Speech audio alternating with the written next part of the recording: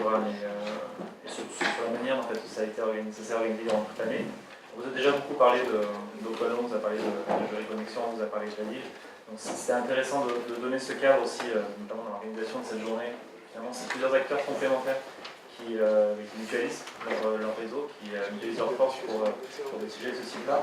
De la même façon, sur le programme, alors programme 4, je viendrai un peu dans les détails, économie numérique du droit. En fait, Open Law a co-organisé ce programme avec la DIGE.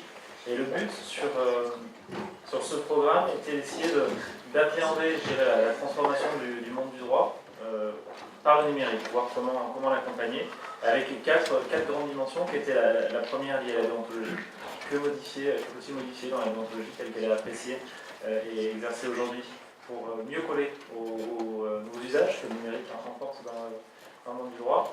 La deuxième thématique qui était liée à la formation.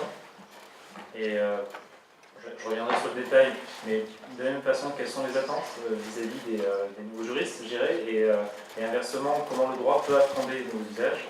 Donc le droit pour le numérique pour le droit, c'est toujours une façon de fonctionner au sein d'Open Law. La troisième thématique était liée à l'interprofessionnalité, comment plusieurs professions pouvaient ensemble proposer de nouveaux services peut-être plus en adéquation avec les attentes de leurs clients. Et la dernière thématique était tout ce qui était e-justice, donc la manière d'exercer la justice à l'ère du numérique. Quelques éléments sémantiques, parce que Open Law est assez jeune, mais on a parfois une sémantique qui est un peu complexe. Quand je parle de programme, sachez qu'au sein d'Open Law, on a plusieurs façons de porter l'innovation ouverte, je dirais, dans tous nos projets. L'idée derrière ça, c'est que tous les ans, on sélectionne quelques thématiques, une ou deux thématiques, et on va essayer de mettre un coup de... Alors on va dynamiser en fait, j'ai un coup de boost, donc il y a un éclairage et une attention particulière à cette thématique.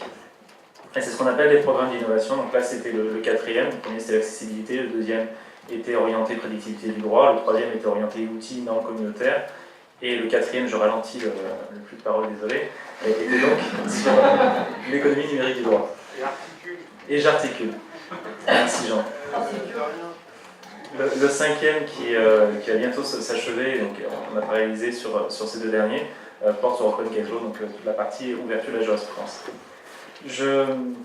Donc ces programmes-là, une fois qu'on a défini la grande thématique qu'on veut aborder, sur laquelle on veut mettre un coup de collier, on réunit tous les partenaires, et avec tous ces partenaires qui soutiennent, qui se reconnaissent dans cet objectif, on définit les différents livrables, les différents objectifs qu'on s'est donnés, et pour chacun d'entre eux, la méthodologie associée qui permettra d'arriver au résultat escompté.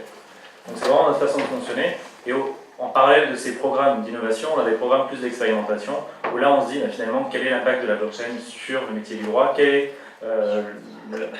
réflexion en termes de legal design, quelle réflexion en termes de écrit, il peut y avoir plein de sujets comme ça. Là, c'est une manière un peu plus dispersée, mode bazar, ceux qui connaissent la théorie de la cathédrale du bazar. Donc vraiment, on essaye juste de lancer des pistes, et en fonction du retour qui nous est fait, d'une communauté qui s'agrandit sans cesse, on peut ensuite le transformer en des programmes d'innovation. Donc désolé pour cette grande parenthèse. Sur le programme 4, qui était donc un programme d'innovation sur lequel on a impliqué beaucoup de personnes, énormément de partenaires. Jean, c'est vraiment le nombre de partenaires qui nous ont suivis sur ce programme 4. Écoute, je pense qu'avec les derniers partenaires qui sont arrivés, on a dépassé les 60. Donc 60 partenaires qui ont... On était 15 ou 3. 60 partenaires qui ont rejoint cette idée, en fait, de travailler sur l'économie numérique du droit. Un programme qui a duré 8 mois, ce qui est un record pour Open Law, parce que là, on n'est plus sur des formats très réduits. Et sans prendre trop la parole encore, les détails que je vous avais promis sur le premier défi qui est lié à la déontologie, je pense que ce matin vous avez eu toute la couche nécessaire pour comprendre ce qui avait été fait et l'intérêt que ça pouvait avoir pour la profession du droit de manière très, très large. Sur la partie formation, il y a tout un travail qui a été fait de référentiel, en fait, voir comment compléter le travail qui a été initié par le Conseil national du numérique et porté par le cabinet de Thierry Mandon sur la transformation en fait, de la loi ESR. Donc, comment dans l'enseignement supérieur essayer d'infuser aussi nos réflexions sur la manière dont le droit devrait être enseigné et comment la manière dont le numérique transforme le métier du juriste, de l'avocat, toutes les professions du droit.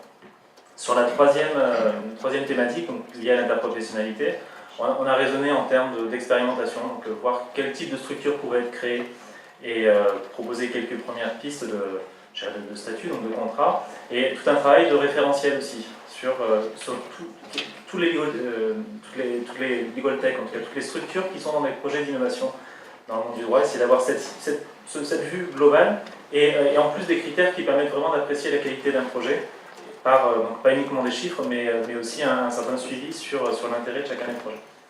Et sur la quatrième thématique, qui est plus donc liée à l'e-justice, finalement c'est un projet qui était aussi relativement ambitieux, qui a été mené pour partie au sein de ce programme et qui est en train de se continuer dans le programme 5 tel que j'ai évoqué et d'autres pistes par la suite.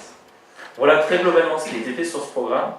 Je suis désolé si c'est un peu touffu, complexe parfois, c'est vraiment pas le but. Et alors on essaie de documenter tout ce qu'on fait sur notre plateforme, sur notre site internet. Donc je vous conseille, je vous invite tous, toutes et tous, à regarder, vous documenter et nous poser toutes questions qui sont utiles. Dernier point, mais pas des moindres, tout ce qu'on produit est soit en open data, soit en open source, en open access dans tous les cas.